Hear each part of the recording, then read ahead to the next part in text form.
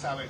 Entonces la policía baja y la policía condona el perímetro del área donde supuestamente ocurrieron las detonaciones. Donde estaban los casquillos. Y otra aclaración, ahora mismo nadie sacó una libreta, nadie en ningún momento dijo, pues vamos a hacer la querella. No, se dijo también, mira, tráemelo para identificar a la persona que disparó, porque yo lo vi, yo sé quién es aquel. Y uno de los policías dijo, llévatelo para el cuartel. ¿Ustedes vieron si la policía desarmó a los guardias privados? Todas las armas que tenían los guardias privados los pusieron en una esquina. En ningún momento, inclusive se voló un dron, ¿verdad? Uno de los manifestantes voló un dron y siguió a la persona que disparó. Lo vieron que le pasó por el lado a miembros de la uniformada. Ellos sin hacer nada, ni lo detuvieron, ni le quitaron el arma, ni absolutamente nada. Fue como la impunidad que vivimos en este país, donde cometen delitos federales y después al año los vemos por ahí en la libre comunidad y siendo analistas. Pues eso mismo lo estamos viendo, ¿verdad? Esa impunidad la estamos viviendo hoy con nuestros bienes de dominio público. Mañana pudiera ser con nuestro sistema de salud. Nosotros estamos hartos ya de la corrupción y la impunidad en este país. Por último, porque ustedes dicen que donde ocurrió los hechos es dominio público. ¿Ustedes pueden explicar cuál es su idea que les dio ir allí a reclamar un dominio público? Porque allí había un letrero que decía propiedad privada. Sí, no es idea, es la ciencia. La ciencia establece unos parámetros donde te dice que tú tienes que marcar la marejada más alta, que es la ciclónica.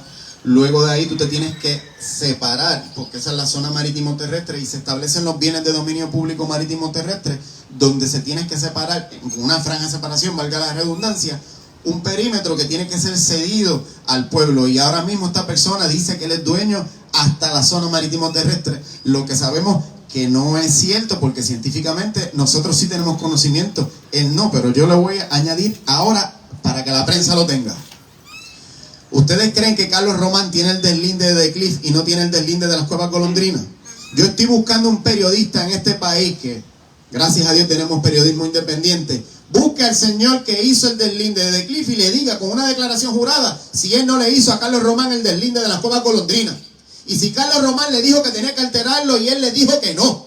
Y como le dijo que no, fue que no lo presentó y presentaron solamente a la mitad para quedarse ellos ocupando un bien de dominio público en las narices del alcalde que recibe dinero del señor Carlos Román, en las narices de la secretaria de Recursos Naturales que ya dice que ya cumplió, pero le están violando los bienes de dominio público en la cara y ella no hace nada. Y a Anaí Rodríguez. No. El agrimensor que hizo el deslinde. El mismo que le hizo el de Cliff. Se me olvida. Denis Vargas. Denis Vargas de Aguadilla. Yo estoy emplazando, mira, están aquí, al Colegio de Ingenieros, que digan algo, porque a mí me da vergüenza decir que yo estudié ingeniería para ver cómo estos mequetrefes se han quedado callados, no tan solo como esto, con las columnas cortas del país, para poder estar luego haciendo diseños sobrefacturados y extorsionando a este país a través de las contrataciones. Y por último, le voy a decir algo al comisionado de la policía. Me cansé, y le voy a hablar en carácter propio. Me cansé, comisionado. Tienes una semana para que saques a la policía de allí. Si tú en una semana no sacas a la policía de esos portones y siguen custodiando al señor Carlos Román, cuando este país tiene una ola de violencia sin precedentes, entonces el pueblo va a empezar a ver un montón de información que se va a filtrar. Escuche esto, comisionado. Hijos fuera de matrimonio, repartiéndose los exámenes con números de todos los jodidos agentes corruptos que tiene este país. Y si usted quiere candela, nosotros no tenemos miedo. Nosotros estamos dispuestos a poner nuestra vida en riesgo. Vamos a tenerle miedo a un pendejo como usted. Perdónenme, yo tengo una pregunta. Y es una pregunta, Carmen Enid de Bonita Radio. Es una pregunta relacionada con quienes estaban allí, los oficiales, los nombres de los oficiales que estaban allí o están custodiando el área, o como jefes de los que custodian el área, porque allí básicamente hay un campamento de la policía instalado allí. ¿Alguien sabe los nombres? Ahora mismo a memoria no, pero sí sé, yo misma cogí un teléfono y le saqué fotos a la placa de cada uno de los que estuvieron custodiando la escena de los casquillos de bala. Habían tenientes, había un oficial que inclusive no se negó a identificarse, tenía un casco cubriéndole la cara, y cuando el superior se le acercó, pues bajó un poquito la prepotencia que tenía, pero sí tenemos imágenes de todas las placas y nombres de cada uno de los oficiales. Y por otro lado, con relación al deslinde, no sé si ustedes o el propio Eliezer puede contestar. Usted dice que es la ciencia, pero básicamente es el Estado de Derecho el que establece lo que es la zona marítimo terrestre y lo que son los bienes de dominio público. Si de alguna manera alguno de los que han participado, la policía, no creo que nadie más, justicia, alguien que les haya cuestionado esa parte del Estado de Derecho, o el propio DRNA. Todos ellos dicen que eso es propiedad privada, así que todos están cuestionando el Estado de Derecho, que el Estado de Derecho se ajusta a los parámetros que la ciencia le dice que se tiene que ajustar. Así que es la ciencia, no es que nosotros queramos, y yo entiendo el Estado de Derecho. No, pero... Tiene razón. Pero una noticia también que salió, no recuerdo si fue Guapa o El Nuevo Día, donde estaban hablando de los alegatos, ¿verdad?, de lo que sucedió, y ellos la policía de Puerto Rico dice que primero tenían que determinar si donde sucedió esta escena del crimen era una zona, ¿verdad?, privada, era una propiedad privada, o eran bienes de dominio público. Pero después, cuando busque el reportaje, le puedo hacer llegar las expresiones, porque sé que las leí.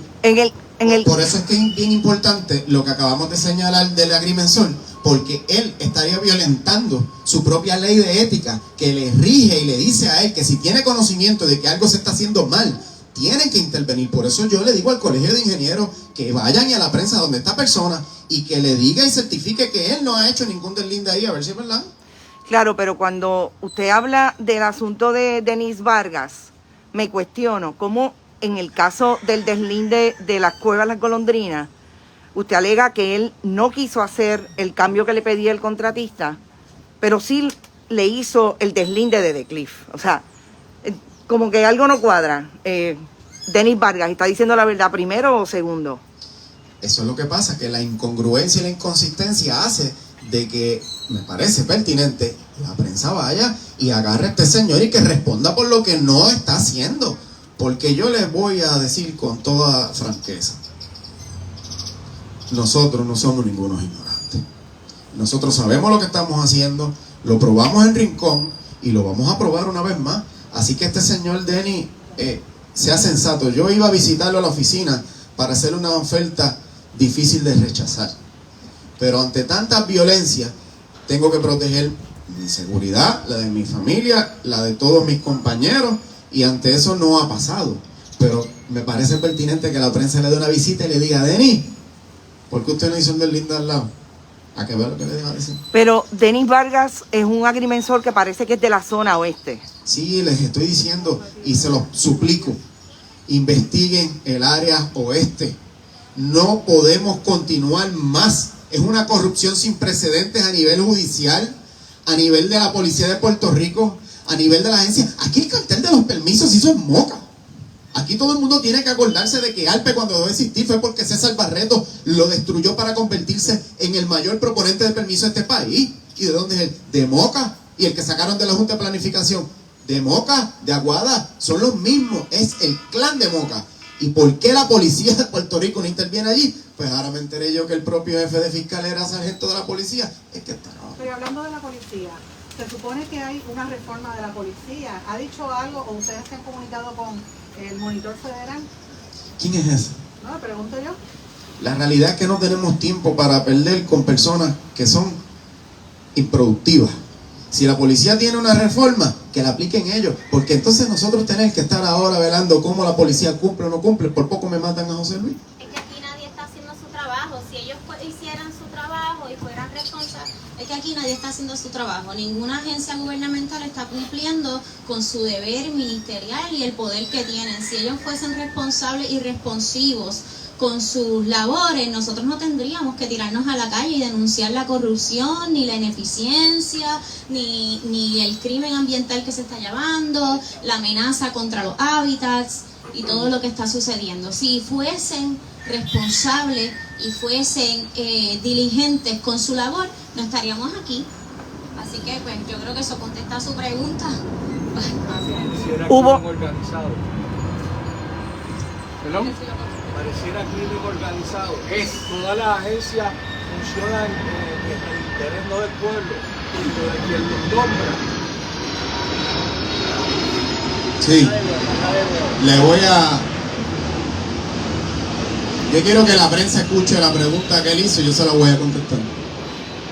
Esto pareciera que es una especie de crimen organizado donde todas las agencias gubernamentales funcionan a favor de quien los nombra, quien les da trabajo, y no para lo que fueron creadas en su origen. Sí, aquí claramente hay un caso rico donde los federales nunca han querido intervenir. ¿Y cómo se establece el caso rico? Que estas personas a través del partido político establecen en las agencias de gobierno las que les van a dar a ellos los contratos, y luego las personas que obtienen los contratos contratan entonces como asesores ellos mismos y luego comienzan a aportar a las campañas de los políticos, en este caso de la empresa criminal continua, el Partido No Progresista. Así que me disculpa el jefe de los federales en este país, pero si usted no tiene el valor de decirlo porque tiene miedo, pues eso es usted, nosotros no. Aquí hay un caso rico porque las personas que están obteniendo estos beneficios luego hacen aportaciones al partido político que les está garantizando a ellos obtener el contrato para sus desarrollos ilegales. Así que eso es un caso rico porque hay un enriquecimiento a través de una organización que para obtener esos beneficios tiene que llegar al poder para que las agencias de gobierno respondan en función a esos pedidos. Así que aquí hay un caso rico claro a través del partido político y los donantes que son los que obtienen esos permisos. Enfocándonos en el tema ambiental, únicamente que hay violaciones a la EPA. Aquí se violó el Clearwater Act, que es una violación federal. La NOAA tiene conocimiento de lo que está sucediendo. Fish and Wildlife tiene conocimiento de lo que está sucediendo. ¿Dónde están las agencias federales y dónde está su postura ante lo que está sucediendo? Porque querellas podemos seguir haciéndolas desde el 2018. Hay querellas sobre lo que está sucediendo en la Cueva de la Golondrina.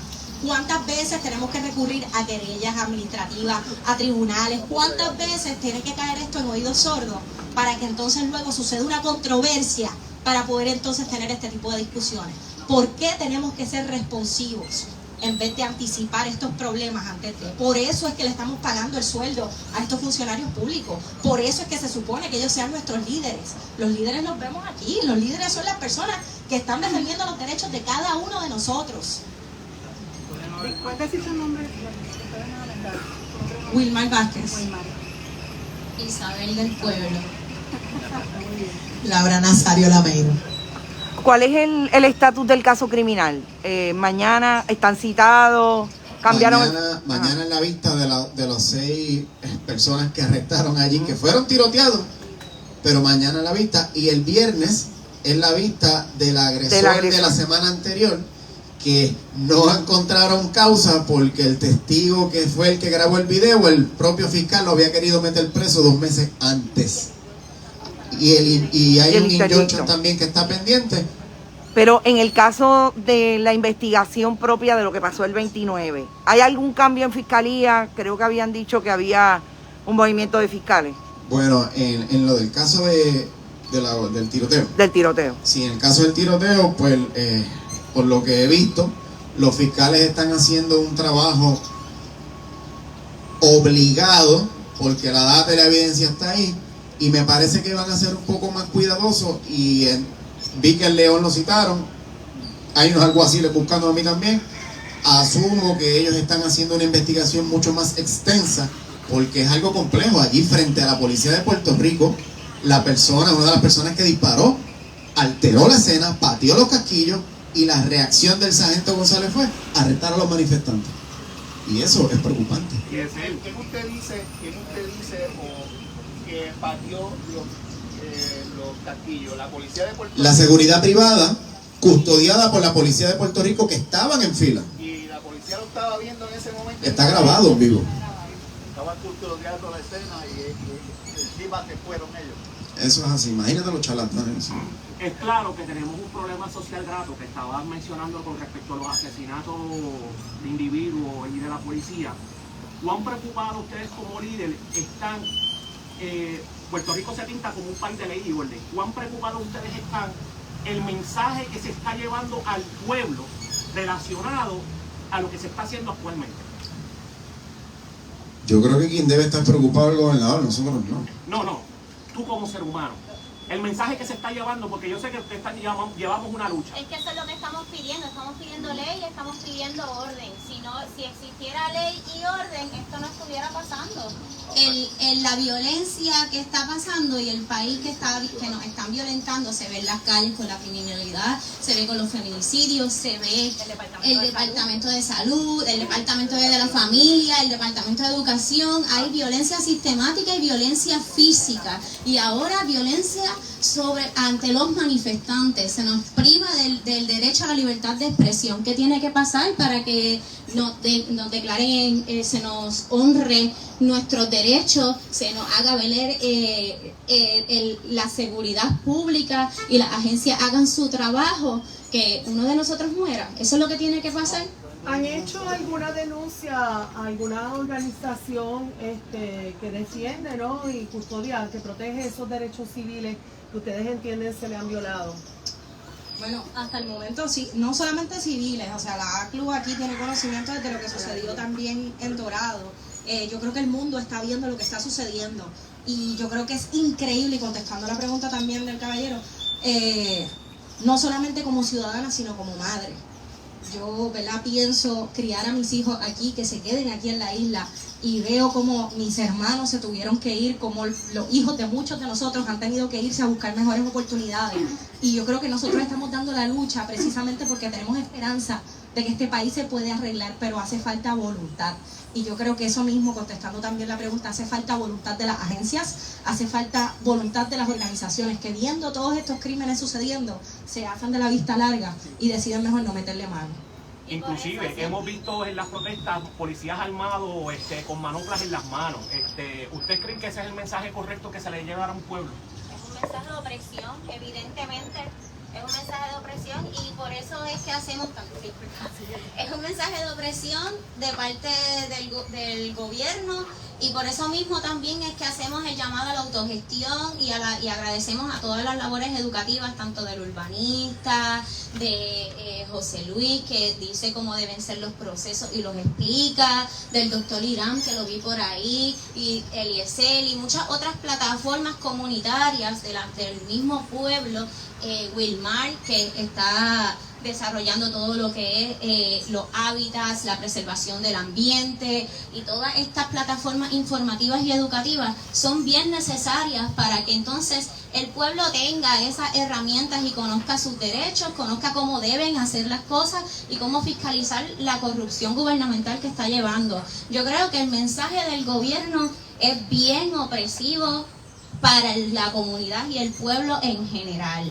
Nosotros estamos haciendo un llamado a las agencias a que hagan su trabajo para nosotros no tener que salir a la calle y exponer nuestro cuerpo, nuestras vidas y nuestra familia y el futuro de nosotros por el bien de nuestro país y el bien común de todos los habitantes de Puerto Rico. ¿Cuál es el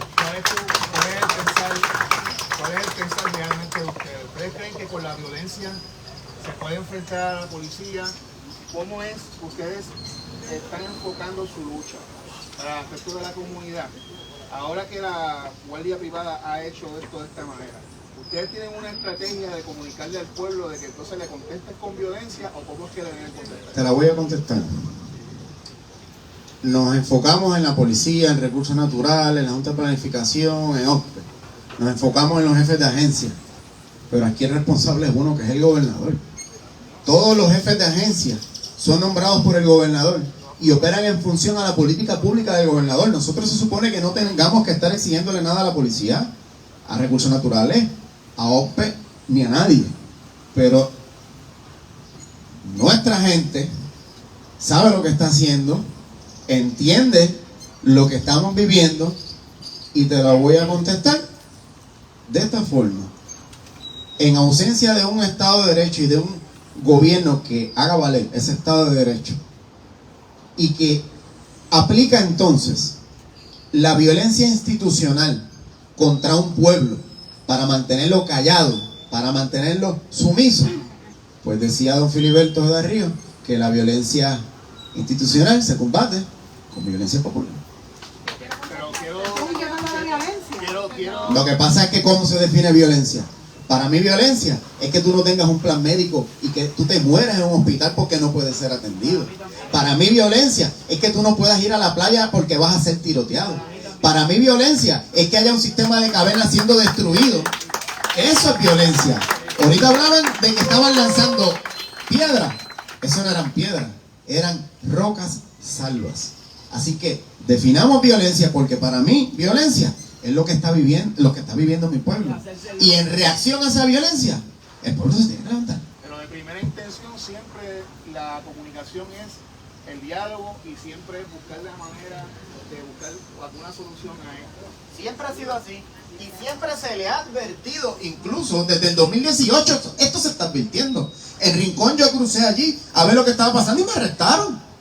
Entonces, ¿de qué advertencia estamos hablando? Es que el gobierno ha actuado de esa forma. En Isabela pasé por Playa Chacs y me llevaron al tribunal para que yo no llegara más a la playa. Chacs. Porque ahora quieren coger desde el Chacs completo hasta Survival en Aguadilla. Chac. Como el títere de senador que tenemos. No. Perdóname, no mezcles eso con la playa, porque la playa es Shack. Sí. Por favor, perdón, pero... Contestando la pregunta de José Luis también, ¿verdad? En esto vimos lo que sucedió el domingo, se le disparó a uno de los compañeros. En cualquier momento eso pudo haber sido la vida, o sea, eso estuvo a pulgadas de haber ocurrido una muerte. La semana anterior nos dimos cita a varios manifestantes y fueron agredidos, le rajaron la cabeza a un compañero, al otro lo balearon, le dieron con un tubo y lo agredieron gravemente. ¿Y dónde están las consecuencias? Nosotros lo que queremos es ver consecuencias ante el crimen que se está llevando a cabo violento contra nosotros, violento contra nosotros, y que haya consecuencias ante la mano criminal.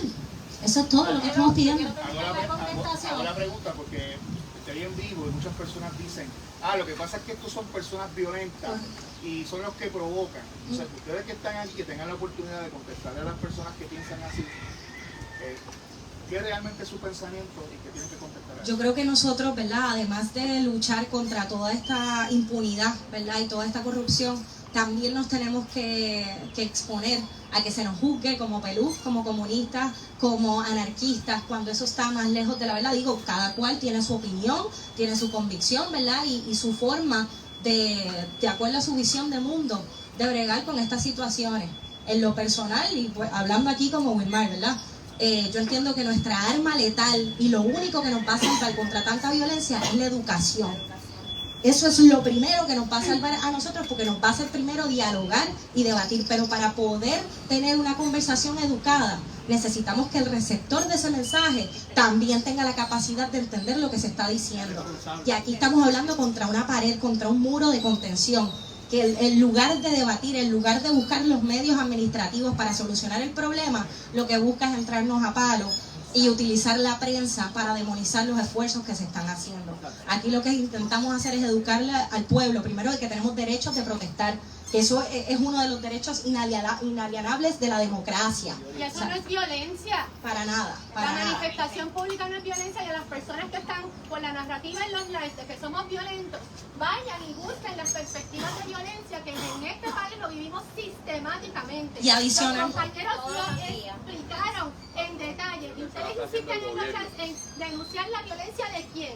Vayan y vean la sangre. Vayan y vean la pierna tiroteada, las personas que ponemos los cuerpos en traje de baño, en sombrero, en chancletas descalzos, contra el Robocop violento, contra hombres armados, contra gente que manipula los cuerpos de las mujeres y está en vivo en esos lives. Si ustedes no saben lo que es una definición de la violencia, búsquenlo en su diccionario antes de estar comentando y atacándonos en los lives. Gracias a la compañera Alena. Para quienes no conocen, ella también es portavoz de la Defendiendo Cueva del Indio, que son diferentes campamentos y diferentes organizaciones a través de toda la isla. O sea, esto no es solamente en el oeste, está sucediendo en toda la isla. Y añadiéndole, ¿verdad?, lo que acaba de decir la compañera, yo veo muchos comentarios, ¿verdad?, donde se trata de demonizar la gesta que llevamos. Y yo digo, pues está bien, si usted entiende que el problema es el mensajero, sea usted el mensajero. Por esa razón fue que yo decidí dejar la comodidad de mi casa y sacrificarme aquí junto a los compañeros, porque yo entiendo que la causa es mucho más grande que cualquiera de nuestras ideologías o de la forma en la que nosotros queremos bregar con esto. La causa es muchísimo más grande y por eso yo estoy aquí dando mi mensaje. Y yo le exhorto a usted, a cada una de las personas que está viendo esto, que si tiene indignación, que si siente que lo que la causa es justa, levántese usted y venga aquí y luche con nosotros. No tiene que ser parte y si de... se pregunta cuál es la causa es que hay un puertorriqueño para los puertorriqueños, para que podamos vivir aquí, para que sus hijos, sus nietos y las futuras generaciones tengan educación, tengan hospitales decentes, tengan plan médico, se les honre sus derechos, tengan playas, tengan cuevas, tengan riberas del río, que también eso es un tema que tenemos que tocar, que tengan acceso a los bienes de dominio público, que no seamos desplazados, que ya es hora de hablar de los Airbnbs, y es hora de hablar de la ley 60, y es hora de tocar todos esos temas y provocar esas conversaciones incómodas que no nos gustan, porque nos ponen unos contra otros, pero nos destapa la realidad que estamos viviendo. Estamos viviendo una mediocridad. Y tenemos que tener la valentía de afrontarnos a lo que nosotros hemos hecho por este país, porque nosotros mismos lo hemos traído hasta aquí, votando por esa gente o permitiéndole a esa gente que continúen haciendo estas atrocidades. Se están levantando los puertorriqueños que dicen ya, hasta aquí, basta ya. Yo tengo una pregunta de este mismo tema, porque esta mañana publiqué una nota de Airbnb y que hay una investigación donde se publica que en San Juan cerca del 88% de todas esas propiedades de alquiler a corto tiempo pertenecen a 5 compañías principalmente, pero la que más tiene es la de uno de los hijos del gobernador. ¿Qué responden a eso? Corrupción. Mira, que hay violencia institucional, esto es sistémico, esto es por diseño. Nosotros estamos viviendo lo que hemos denunciado y anticipado aquí mismo en esta placita Roosevelt. Nosotros estuvimos hablando de la Junta de Planificación y de cómo aquí se desreguló a través de una política pública lo que es el ordenamiento urbanístico, el que nos permite una convivencia responsable y saludable. Eso está estipulado, como estaba discutiendo la compañera Carmen Eric y el compañero Eliezer, sí, por la naturaleza que nos da unos parámetros y también porque todos estamos de acuerdo en que son una unidad de medida. Y nosotros decimos, aquí llega el agua, aquí empieza la roca, aquí empieza la duna y aquí empezamos a medir. Eso no está en discusión. Violencia es que nosotros radiquemos querella tras querella, pongamos nuestros cuerpos en manifestación, hagamos actividades culturales y no se atiendan las querellas. Estamos en tribunales, estamos con asistencia legal, estamos con las clínicas de derecho ambiental. Desde que yo soy pequeña, en los 70 nos enseñaron a proteger el ambiente. Nosotros estamos siendo consecuentes con nuestra educación, con lo que me enseñaron todos mis maestros. Nosotros somos gente caribeña y playera. Mi madre como enfermera lo único que tenía para proveerme como recreación era aprender a nadar para estar en el mar y en los ríos. Y vamos a defender nuestro acceso, es sobre acceso. La modernidad esta asquerosa que nos tienen viviendo por el dinero para que algunas personas tengan el capital de acceder a lo que los demás nos quieren privar. La palabra sigue siendo acceso a los servicios de salud. Nos cerraron el dispensario de Puerta de Tierra y auspiciaron, subvencionaron un sendo hospital para turismo médico en Dorado. Nos cierran todo el litoral costero y nosotros lo sufrimos. En Ocean Park nos cerraron los accesos a las playas. Vimos cómo subieron esos portones, cómo nos quitaron a la gente de Santurce el acceso libre de bajar con nuestras neveritas y nuestros carritos. Mis niños de Llorén han tenido que pelear para poder acceder a la playa del último trolley y allí siguen todavía acosándonos porque no quieren que hagamos bombazos. En las murallas de la Perla, el Parques Nacionales nos prohíbe practicar nuestra cultura, nuestros bombazos los viernes. Nosotros estamos asediados y a la misma vez vienen las personas a buscar lo que somos. Yo soy operadora turística. Hay gente que me dice, no quiero estar en Viejo San Juan, no voy a volver a Puerto Rico. Yo paso vergüenza porque eso parece un Disney World, porque allí ya no hay locales. en Culebra, hablando lo que habla la compañera, por la misma cuestión del desplazamiento, por la Junta de Planificación, desregularlo. Las maestras no pueden pagar una renta en Culebra. Entonces los niños no pueden tener personas que les enseñen. Voy a terminar con que todo esto que hemos denunciado es violencia, violencia sistémica, y el que nosotros hablemos fuerte y lo denunciemos no es violencia, nosotros nos estamos defendiendo. Aquí Amnistía Internacional ha denunciado el ataque a tiros contra una manifestación pública a mansalva. Eso es un escándalo de grandes proporciones. Todos nosotros estamos en riesgo. ¿Qué va a pasar cuando nos pongan una verja a entrada de la Norsa Garay? ¿También nos vamos a quedar sumisos, calladitos y lo vamos a permitir? Piensen el territorio. Voy a añadir algo, porque le voy a contestar la pregunta, voy a consolidar la tuya con la tuya. En el 2015-16, puede que falle ahora, aquí llegó a Puerto Rico una persona que se llama Ann Kruger. Nadie sabía lo que hacía Ann Kruger. Ann Kruger era una representante del Fondo Monetario Internacional y del Banco Mundial. Cuando ella llega aquí, llega porque Puerto Rico iba a ir al impago de la deuda. Y cuando eso ocurrió, todo fue un espectáculo aquí. La recibían con aplausos y todas esas cosas. Y cuando ella llegó, dio una receta y el pueblo la ignoró. Eso era lo que nos iba a pasar por los próximos 50 años. Luego gana Ricardo Rosselló. Y yo tengo que decirlo. Las plataformas de nosotros siempre estuvieron ahí advirtiéndola. Y se le dijo a este pueblo: escuchen, van a imponernos el Doing Business Guide. Y aquí era que si Adamari López está llorando o yo no sé qué. Cuando entonces gana Ricardo Rosselló, lo primero que hizo fue el Puerto Rico Doing Business Guide, que hace poco, en Jugando Pelota Blandita, la última vez que fui, gracias a Dios, Mercader decía que él no sabía qué era eso. Yo se lo tuve que enviar allí por WhatsApp. ¿Qué carajo hizo? Sencillo, lo que Sandra acaba de reseñar. Ellos se prepararon para establecer un sistema de distribución, porque en Doing Business Guide lo primero que te dice, el primer renglón, es que tú tienes que regular tu sistema de permisos. ¿Por qué hacen eso? Porque el Banco Mundial y el Fondo Monetario Internacional envían a la gente que financian esas operaciones a administrar los servicios. Y nos ignoraron. Pues perdimos los peajes, perdimos el aeropuerto, perdimos las carreteras, estamos perdiendo nuestras playas por culpa de pendejos como usted, que cree que es un cobarde y que a nosotros nos enseñaron a amar nuestra tierra y a defenderla. Si tus padres no lo hicieron, tu complejo de inferioridad, quédate con él en tu casa, en el teléfono. Nosotros vamos a defender nuestro país, cueste lo que cueste. Mámate el Doing Business Guide por ignorante. Y el desarrollo económico no tiene que estar peleado con la educación, ni con la conservación del ambiente, ni nuestros accesos públicos. El desarrollo económico debe complementar todo eso, porque sin nuestros paisajes, sin nuestros hábitats, sin nuestros bosques, sin nuestras cavernas, sin nuestras playas, sin nuestros ríos, no hay turismo.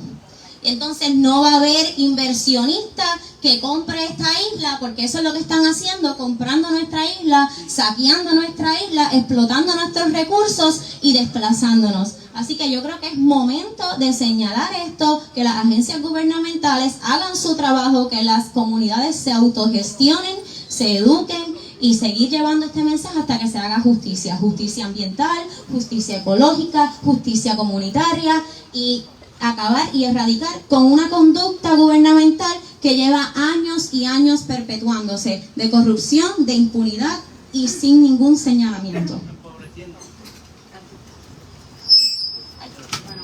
¿Alguna otra pregunta? Gracias a todos por estar aquí. Mira, es que solamente quiero decir permiso, antes que termine, quería hacer denunciar otra corrupción de más o menos lo que está hablando Ericel, para que me den una oportunidad. Violencia. Violencia fue lo que hizo el papá de Pedro Pierluisi con Adolfina Villanueva.